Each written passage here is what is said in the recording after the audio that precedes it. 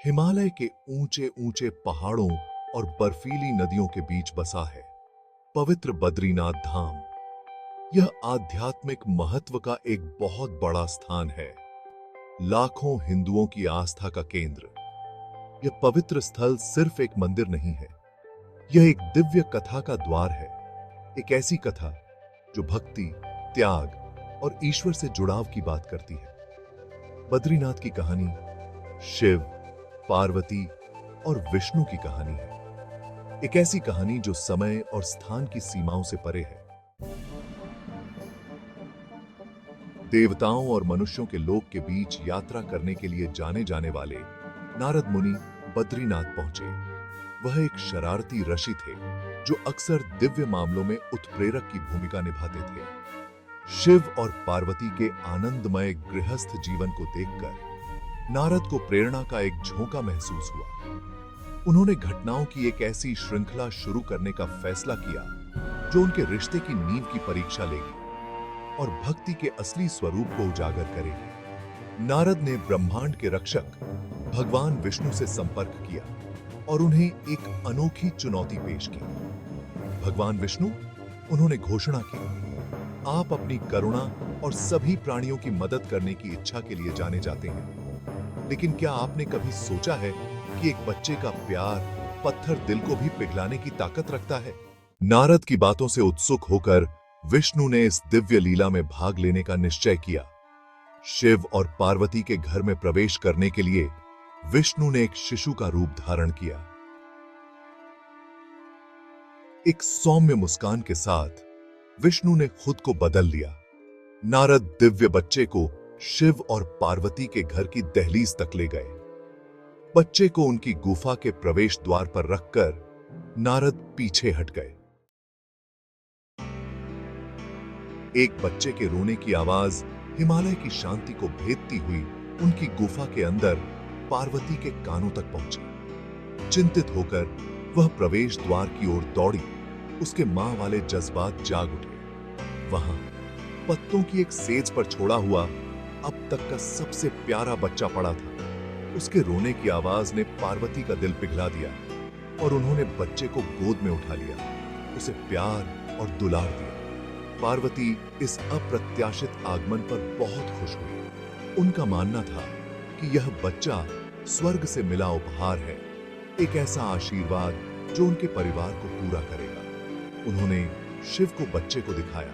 उनकी आंखें खुशी से चमक रही थीं, लेकिन बुद्धिमान और विवेकी शिव को लगा कि कुछ गड़बड़ है। उन्होंने बच्चे से निकलने वाली एक शक्तिशाली ऊर्जा को महसूस किया, एक ऐसी ऊर्जा जो जानी पहचानी और परेशान करने वाली दोनों थी। शिव अपनी समझ को नजरअंदाज न कर सके। उन्होंने पार्वती से बात करने का फैसला किया। मेरी प्यारी, उन्होंने धीरे से कहा, यह बच्चा कोई साधारण प्राणी नहीं है। मैं इसके भीतर एक दिव्य उपस्थिति को महसूस करता हूं, एक ऐसी शक्ति जो हमारे शांतिपूर्ण अस्तित्व को बाधित कर सकती है। बच्चे के लिए अपने प्यार में अंधी पार्वती ने उनकी एक न सुनी। तुम ऐसा कैसे सोच सकते हो? उसने कहा। वह तो बस एक असहाय बच्चा है जिसे हमारी देखभाल और सुरक्षा की जरूरत है। दिन हफ्तों में बदल गए और हर गुजरते पल के साथ शिव का शक और भी मजबूत होता गया। पार्वती ने जिस बच्चे का नाम बद्री रखा था, वह कोई साधारण शिशु नहीं था। उसके पास एक अजीब सी जागरूकता और ताकत थी जो उसकी छोटी सी उम्र को झुठलाती थी। शिव जानते थे कि अब वह सच को नजरअंदाज नहीं कर सकते। उन्होंने पार्वती को बच्चे की असली पहचान बताने का फैसला किया, यह जानते हुए कि इससे उसका दिल टूट जाए। अति गिनते हुए कि ऐसा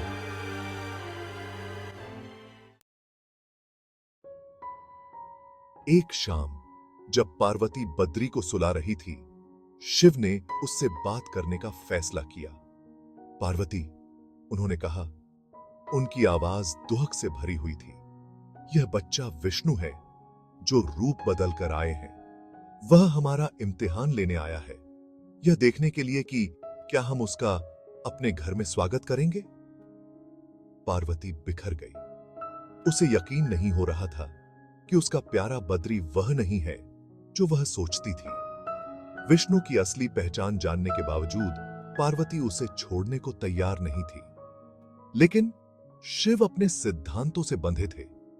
उन्होंने जोर देकर कहा कि वे विष्णु के असली इरादों को जानते हुए उन्हें अपने घर में नहीं रख सकते।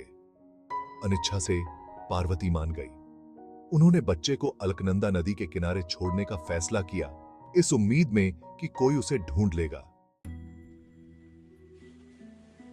जैसे ही विष्णु नदी के किनारे छोड़े गए, गजासुर नाम का एक शक्तिशाली राक्षस प्रकट हुआ। गजासुर शिव का एक निष्ठावान भक्त था और वह अपने देवता को प्रसन्न करने के लिए कठोर तपस्या कर रहा था। गजासुर की भक्ति से प्रसन्न होकर शिव उसके सामने प्रकट हुए और उसे वरदान मांगने को कहा। गजासुर ने अपने अहंकार में अंधे होकर अमृता का वरदान मांग लिया। शिव ने अपनी बात पर अडिग रहते हुए उसे वरदान दे दिया, लेकिन उन्होंने गजासुर को यह भी चेतावनी दी कि उसकी अमृता दूसरों के लिए दुहक का कारण न बने।